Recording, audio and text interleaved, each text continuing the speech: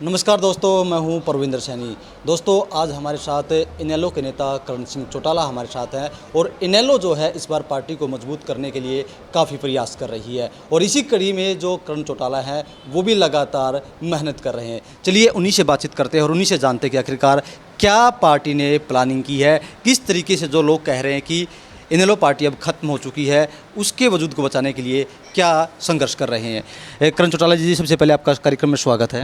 बहुत बहुत धन्यवाद जी। क्या संघर्ष कर रही है पार्टी, क्योंकि लोग कह रहे हैं कि इनेलो जो है अब अतीत बन चुका है, तो पार्टी को उठाने के लिए आप लोग क्या संघर्ष कर रहे हैं? पहली बात तो ये बताएं तो सही, कह कौन रहा है जो इनेलो को अतीत कह रहे हैं?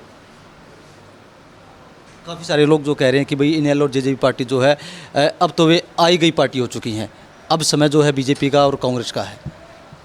कांग्रेस तो आज के दिन अपना लीडर ऑफ अपोजिशन भी नहीं बना पा रही, फिर आप कैसे कह सकते हैं? हाउस के अंदर कहीं आपको उनकी कोई प्रेजेंस दिखाई दी पिछले दिनों? कोई उन्होंने अच्छे मुद्दे पे आवाज़ उठाई या कोई जनहित की बात करी उन्होंने? आप भी जवाब दें। नहीं करी ना, तो फिर हमारे दो विधायक हैं, दोनों बड़ी मजबूती से अपनी बात को रखते हैं और बड़ी जोशीलेपन से अपनी बात को हाउस में रख के, और जो लोगों की हित की बात है, सिर्फ अपने हलके की नहीं पूरे प्रदेश की, उस पर काम भी करते हैं, बात भी करते हैं। जो भूमिका असल मायने में ऑपोजिशन को निभानी चाहिए वो तो कांग्रेस पार्टी निभा ही नहीं रही। और जहाँ लोकदल की बात है, ये एक बार नहीं अनेकों बार कहा गया कि इंडियन नेशनल लोकदल कमज़ोर होगी, ख़त्म होगी। ये जननायक चौधरी देवीलाल जी का लगाया हुआ पौधा था जो आज एक बड़े वृक्ष के तौर में पूरे प्रदेश में है, और इनेलो का कार्यकर्ता हार मानने वालों में से नहीं है। जो साथी कोई गलतफहमी का शिकार होकर के पिछले कुछ समय में हमसे दूर होकर के गए, आज हम उनको वापस लाने का प्रयास भी कर रहे हैं और वो लोग आना भी चाहते हैं। इसी करके फैसला लिया गया, हरियाणा को 3 अलग अलग जोनों में बांटा गया और अलग अलग लोगों की जिम्मेवारी लगाई। उसी के तहत हमने भी आज अपने कार्यकर्ता मीटिंग करी और कार्यकर्ताओं से निवेदन करा कि आप एक लिस्ट बनाएं और उसके तहत फिर हम जा कर के उन साथियों से मिलेंगे और उनको दोबारा पार्टी में शामिल करेंगे। आप लोगों की दो पार्टियां हो गई, एक इनेलो पार्टी, एक जेजेपी पार्टी। क्या ये विचारधारा की लड़ाई थी, क्या ये राजनीतिक लड़ाई थी, या एक परिवार की लड़ाई थी? हमारी दो नहीं हुई, हमारी पार्टी एक है। जिन्होंने अलग करनी थी वो अलग करके चले गए। हम तो जननायक चौधरी देवीलाल जी के दिखाए हुए रास्ते पे चलने वाले लोग हैं, और चौधरी ओम प्रकाश चौटाला जी ने जो रास्ता हमें दिखाया आगे भी उसी पे चलेंगे, उन्हीं की नीतियों को आगे बढ़ाएंगे। जिनकी आप बात कर रहे हो उनका अस्तित्व तो आज कहीं दिखाई भी नहीं दे रहा, कहीं मीडिया में नहीं है, वो तो जाकर के घर बैठ ही गए ना। अलग होने की नौबत क्यों आई? मैं ये जानना चाहता हूँ कि ये विचारधारा की लड़ाई थी, विचारधारा की वजह से अलग हुए, या राजनीतिक महत्वाकांक्षा अधिक थी इसलिए अलग हुए, या परिवार में कोई फूट थी इसकी वजह से अलग हुए? हमारी कोई लड़ाई नहीं थी, उनके खुद का स्वार्थ था, इस करके उस स्वार्थ के तहत वो अलग चले गए। नाम तो उन्होंने जननायक चौधरी देवीलाल जी का हर जगह लिया था उस समय पर, लेकिन जननायक चौधरी देवीलाल जी ने जो हरियाणा की आन बान शान पगड़ी जो उस समय जनता ने उनको पहनाई, उन्होंने आगे चौधरी ओम प्रकाश चौटाला जी को संभलवाई और फिर चौधरी ओम प्रकाश चौटाला जी ने अभय सिंह जी को संभलवाई।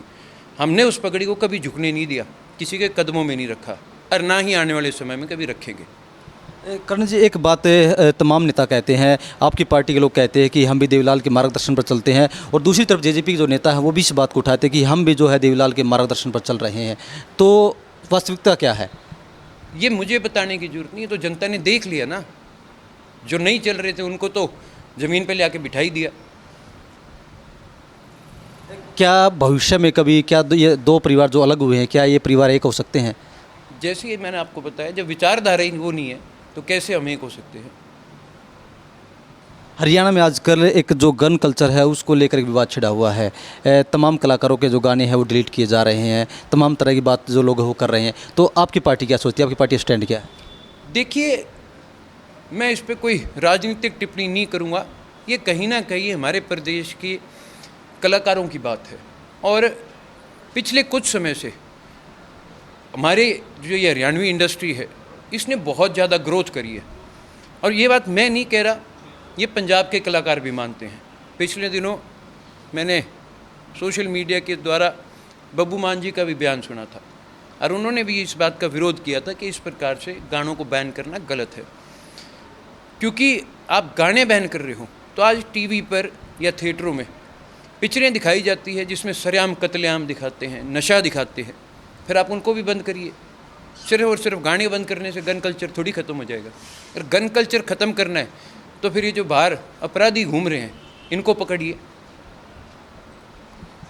जिस तरीके से जो नायब सरकार बनी है, तीसरी बार बीजेपी सरकार आई है, तो इस सरकार का कार्यकाल आप कैसे देखते हैं? अभी तो सरकार बनी है, मुख्यमंत्री जी को समय लगेगा, देखते हैं आगे कैसे फैसले लेते हैं। अगर प्रदेश के हित के फैसले लेंगे तो हम प्रशंसा भी करेंगे और अगर प्रदेश के हित के नहीं लेंगे तो फिर विरोध भी करेंगे। एक आरोप जो है अक्सर लगता है कि कांग्रेस वाले कहते हैं कि इनेलो जो है वो तो बीजेपी की टीम है, पहले दोनों का गठजोड़ था और ये दोनों जो है मिलकर काम करते हैं। अब कौन मिल के काम कर रहे हैं तो पिछले चुनाव में दिखाई दिया ना, हमें तो बोलने की जरूरत ही नहीं। अब तो आपके बल्कि झज्जर रोहतक की जनता तो बहुत अच्छी तरह असलियत को पहचान चुकी है। तो चलिए, आपको बहुत बहुत शुभकामनाएं। हम भी ये सोचते हैं कि आपकी पार्टी जो है दोबारा से खड़ी हो और जो लोगों से जुड़ाव है वो भी रहे। हमसे बातचीत करने के लिए आपका बहुत बहुत धन्यवाद। बहुत धन्यवाद जी।